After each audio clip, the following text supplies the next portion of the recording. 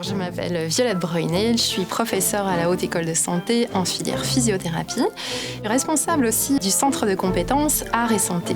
Mon nom est Virginie Cuvelier, je suis maître d'enseignement à la Haute École de Santé dans la filière physiothérapie. Nous avons envisagé un projet pédagogique qui est vraiment co-construit entre les deux domaines pour essayer de proposer des ateliers de prévention auprès de la population des étudiants musiciens et d'autre part que les étudiants en physiothérapie puissent développer un certain nombre de compétences au travers de ces ateliers. La première chose qu'on a mis en place, ce sont des ateliers de groupe santé. C'est avant tout d'améliorer les connaissances en santé des étudiants musiciens et puis de développer les bonnes pratiques comme l'échauffement, la récupération, des exercices respiratoires ou de contrôle postural.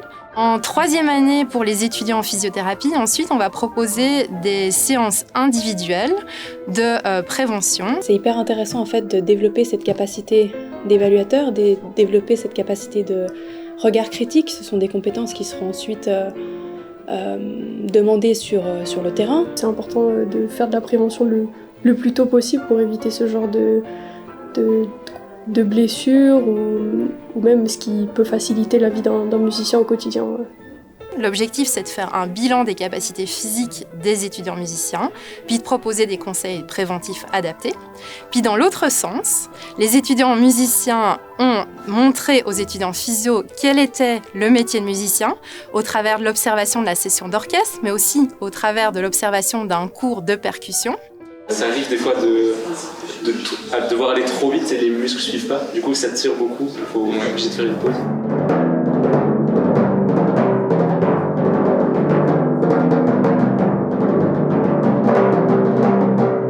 Mais quand on travaille justement les roulements, en fait, on utilise beaucoup ces petites articulations avec les doigts. En fait, on varie la pression qu'on met avec la pince de ça.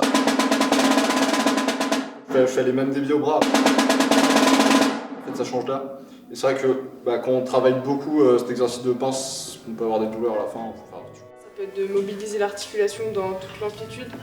Donc ça peut être faire des exercices un peu comme ça, vous venez chercher un peu comme un serpent avec votre pouce. Et du coup là, ça vous permettrait de vraiment mobiliser l'articulation et de vous faire bouger après avoir été longtemps dans la même position à jouer. Dans notre parcours académique, on n'a pas souvent l'occasion d'avoir des connaissances anatomiques assez poussées. Et ensuite, on a développé un projet plus pilote en lien avec la santé mentale, la gestion du stress.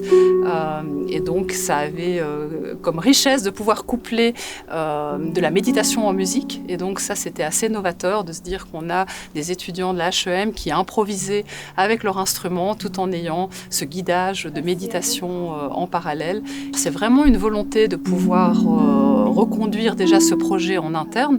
Donc, ce projet a été développé grâce au Fonds d'innovation pédagogique. Nos objectifs, on a pu les remplir, on n'a pas encore tous les résultats, mais en tout cas, les premiers résultats sont vraiment encourageants. On a pu mettre en évidence la satisfaction des étudiants, qu'ils soient au niveau des étudiants de la HEM ou au niveau des étudiants physio. Le projet pourra être reconduit et élargi. La Haute École de musique a une antenne neuchâteloise et d'autre part, on a une nouvelle filière en physiothérapie qui s'est créée à Arques, donc qui est assez proche de Neuchâtel, donc on souhaite élargir déjà auprès de ces deux institutions. D'autre part, il y a un certain nombre de supports qui ont été créés pour développer la modalité peer-to-peer dans d'autres écoles et d'autre part, avoir des supports sur la question de la prévention des problématiques de santé chez les étudiants musiciens, entre autres la gestion du stress, mais aussi des problèmes physiques. Il faut savoir que par exemple, chez les étudiants en médecine, il y a 40% qui sont confrontés à des troubles physiques, donc on peut penser que dans le secteur de la santé, par exemple, il y a des troubles physiques qui sont également très prédominants, ou par exemple dans des filières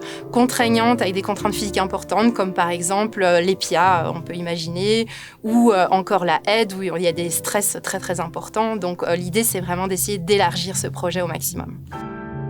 Par rapport à la pertinence, on commence à avoir un début de résultat. Donc les dernières séances, elles se sont passées la semaine dernière, donc on n'a pas encore la totalité de l'analyse statistique. Mais ce qu'on a pu voir, c'est que tout d'abord, par rapport au pré-projet qu'on avait fait l'année d'avant, les étudiants avaient amélioré leur capacité d'auto-évaluation de leurs compétences. Puis ce qu'on a observé, c'est que on a une amélioration des connaissances qui est effective auprès des étudiants musiciens. Et on a les compétences des étudiants en physiothérapie qui ont progressé globalement de 20 à 30%.